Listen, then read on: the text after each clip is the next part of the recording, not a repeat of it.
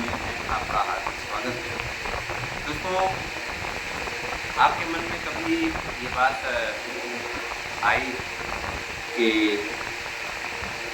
Samajwadi party आज सत्ता पाने के लिए क्यों छटपटा रही है? मैं आपको चाल चक्रा चरित्र में हुए बदलावों के विषय में बताऊंगा। मैं बहुत गंभीरता से इस वीडियो को लिखने जा रहा हूँ। आप मालूम होगा कि सन 1993 जब सपा और बसपा की 92 में जब कल्याण जी की सरकार गिरी, उसके पश्चात समाजवादी पार्टी और बीएसपी ने सरकार बनाई थी साझा निरंतर कार्यक्रम के आधार पर। उसमें आप लोगों ने देखा होगा हमारे मायावती जी मुख्यमंत्री नहीं बन पाई थी और मुख्यमंत्री बन दिया था उनके बीच में समझौता हुआ था 2.5 साल का। लेकिन उसी बीच में गेस्ट हाउस कांड हुआ और मुलायम सिंह सरकार बचाने के लिए मुलायम सिंह के जो मेरे चपाटे मायावती की इज्जत रोकने के लिए मायावती के साथ में जो बदतमीजी की है मैंने एक दलित महिला के साथ जाकर के वहाँ पे मैंने गेस्ट हाउस में का वाकया हुआ था और वहाँ पे है ना स्वयं मुलायम सिंह जैसे लोग शामिल थे। तब आप स्वयं समझ लीजिए कि इसमें क्या बोला जाए। उसके बाद में समाजवादी पार्टी के ऐतिहासिक समाजवादी पार्टी के ऐतिहासिक विकास से गरीबी से भरा रहा है। उसके बाद में उनकी सरकार जो बनी पूर्ण बहुमत की 2005 में जब सरकार बनी 5 से 7 तक है ना, साथ में फिर मायावती आ गई। तो आपने देखा होगा उस बीच में भी क्या चीज़ें हुई। सिपाही भर्ती में किस तरीके से बालिकाओं ने आरोप लगाया कि हमें साथ में कॉपरेट करने के बदले नौकरी दी जा रही है। मैं दोनों गंदा नहीं बोल पाऊँगा यहाँ पे। कॉपरेट का मतलब होता है हमारे साथ मैनेज करो, जैसा चाहते हो वैसे मिल जाएगा, है ना। ये अत्यंत घिनौना अपने आप में किसी भी समाज के लिए इस प्रकार की चीज़ें अच्छी नहीं होती।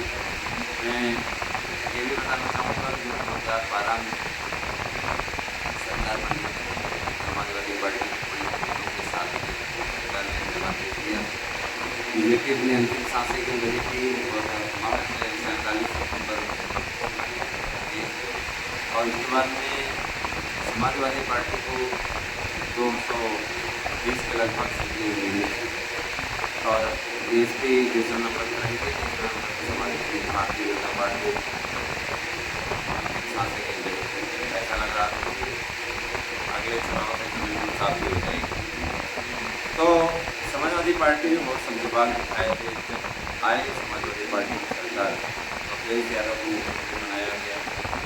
शिवपाल यादव उन्होंने मुलायम सिंह यादव से कहा कि अब आप बने रहिए और बेटे को मौका दीजिए, नया आइए कि आप कितने मान। समाजवादी पार्टी के मुखिया को भी उसमें सरकारी मुखिया को भी लगा कि नहीं है तो बेटे को मौका देना चाहिए। अखिलेश यादव के मुख्यमंत्री बनते ही मुद्दे जो हैं एकदम सक्रिय हो जाते हैं, है ना।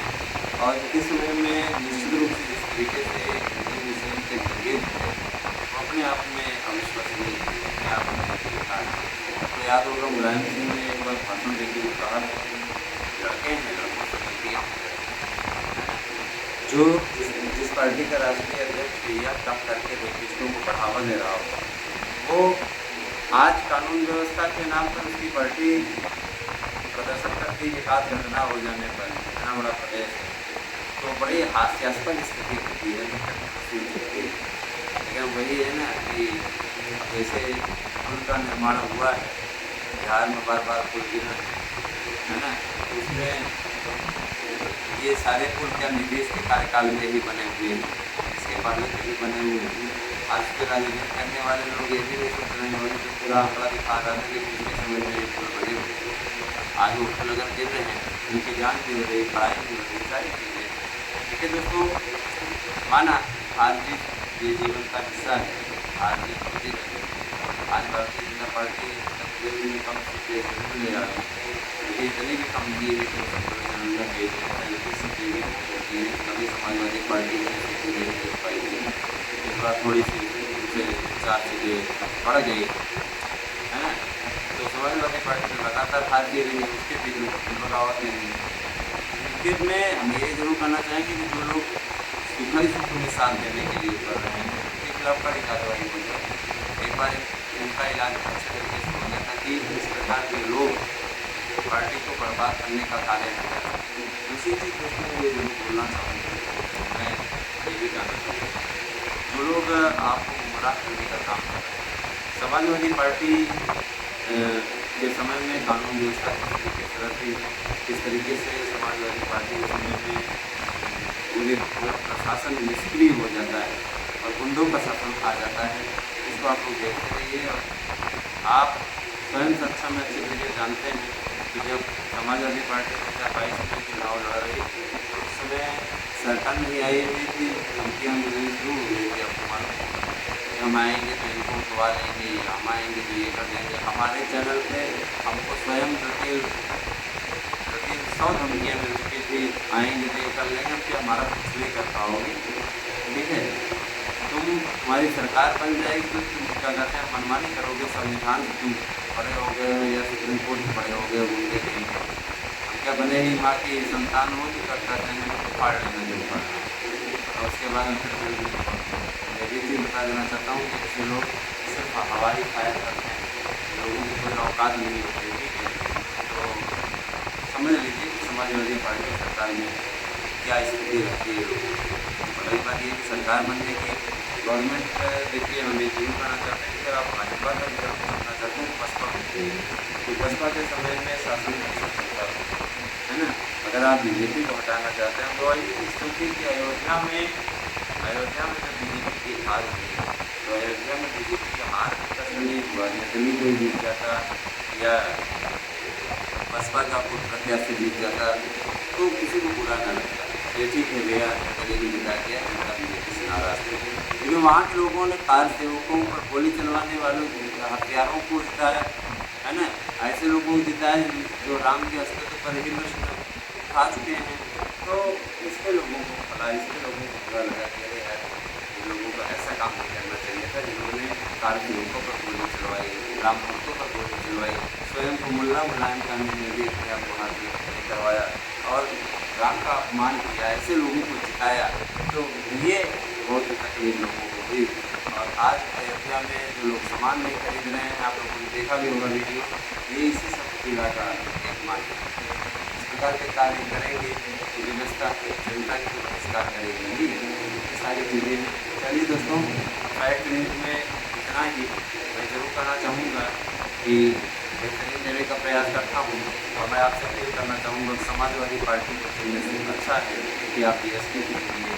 अगर भाजपा के विकल्प के रूप में ही आप आना चाहते हैं तो आप बीएसपी को चुनिए। आप भाजपा का बहिष्कार अगर करना चाहते हैं तो आपको एक पूरा लोकतांत्रिक अधिकार है। लेकिन मैं फिर भी ये कहना चाहूँगा कुछ कमियों को छोड़ दीजिए कि भारतीय जनता पार्टी की सरकार ठीक है, कानून व्यवस्था से लेकर के हर चीज़ में, और रही बात भर्तियों की जो आपकी शिकायत है वो भी दूर होने जा रही है। तो मेरे विचार से कुछ गलतियों को क्षमा करते हुए बीजेपी का ही चयन उचित रहेगा। आगे आने वाला समय कैसा राजनीतिक मोड़ लेता है ये तो आने वाला समय ही दिखेगा, वैसी स्थिति दिखेगी। तो ज़्यादा कुछ बोलने लायक है नहीं, तो क्या इसमें ज़्यादा कहा जाए, बाकी आगे देखते जाइए होता है क्या, है ना। बने रहिए हमारे यूट्यूब चैनल पर और मैं आप लोगों को सक्षम पहुँचाने का कार्य करता रहूँगा। आपका जो सही जानकारी देने का प्रयास करता रहूँगा और आपको कभी भी गुमराह नहीं होने दूँगा, इस चीज़ के लिए आपको वादा करता हूँ। रही बात ये देखिए, जो लोग राम के विरोधी हैं वो कभी भी हिंदुओं के हृदय से ठीक है, और जो लोग परंपराओं के विरोधी हैं है ना, वो लोग कभी हिंदुओं के हृदय से, हिंदू आसानी से बढ़ जाता है इसलिए हिंदुओं को बांटने के लिए ऐसे लोग आ जाते हैं। मुस्लिम एकजुट रहता है उसके लिए मुस्लिम जाति तो मुस्लिम जाति है, लेकिन यहाँ पर तो यादव ब्राह्मण ठाकुर है ना, सबको मिला करके किया ये। तो आप लोग ज़रा सब करिए, और ब्राह्मण जो मूर्ख ब्राह्मण जा करके ऐसे लोगों को वोट दे करके आएँ, छतरी दे करके आएँ, मैं कहूँगा कि अकल पर पत्थर पड़ गया है, कभी तुम्हारे हृदय से नहीं है, इनके साथ नहीं जाना। अन्यथा बहुत बुरा परिणाम होगा। फिलहाल आज के साहित्य में इतना ही। Thank you.